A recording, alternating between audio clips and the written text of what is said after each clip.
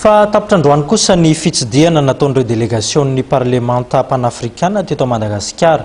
Ny fitsidihina tanteran'izy ireo dia nofaranany tamin'ny Fihaonana tamin'ny mpanao gazety nahafahany nitondra ny fomba fijeriny mandidina ny tranga samihafa. Nanamafy ny fanentanana ny parlemanta malagasy ankatoy ireo fifanarahan'ny vondrona afrikanina amin'ny filohan'ny parlemanta panafrikanina andriamatoa Roger Kondodang. Nasintsindrom-peo manokana ny fankatoavana ny fifanarahan'ny Malobo na ny protokôla ny Malobo izay nekena ny volana Jona 2024. Ity fifanarahana tany Malobo ity izay mikasika amin'ny fametrahana ny fitsarana afrikanina momba ny zon'olombelona.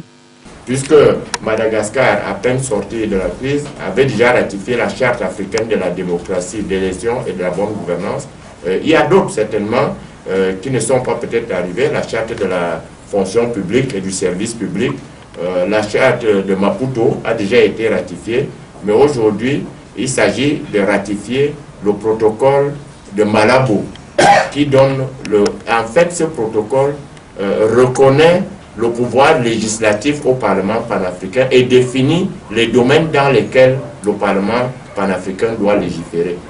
Laza ny filohan'ny anteny mera-pirenena fa vonona ny andinika arakatoy ireo fifanarahana ahafahana manamafy ny fiarahan'ny firenena ao anatin'ny vondrona afrikanina i Madagasikara. Nosorita fa marobe ny tombontsoa azo raisin'ny Madagasikara ao anatin'ny fiarahana amin'ny parlemanta panafrikanina. Zavatra ifanekena io fa ny fankatoavana eo amin'ny parlemanta zany nosisa ka heveriko fa vonona amin'izany ny firenena malagasy tamin'ny nanao sonita amin'ny voanalohany ary vonona ny hankatoan'izany ihany koa zany ny parlemanta ary zay zany no karazana hoe fanamafisana ny mahampikambana ao amin'ny fiombana be afrikanitsika. Mariana fa mifarana androany fitsidihana tamin'ny fomba ofisialy ny tanterahan'ny delegasion'ny parlemanta panafrikanina. Fitsidihana izay nabaran'andriamatoa Roger Kondodang fa nahafapo azy ary nahafahana nanamafy ny toerana misy an'i Madagasikara ao anatin'ny parlemanta panafrikanina.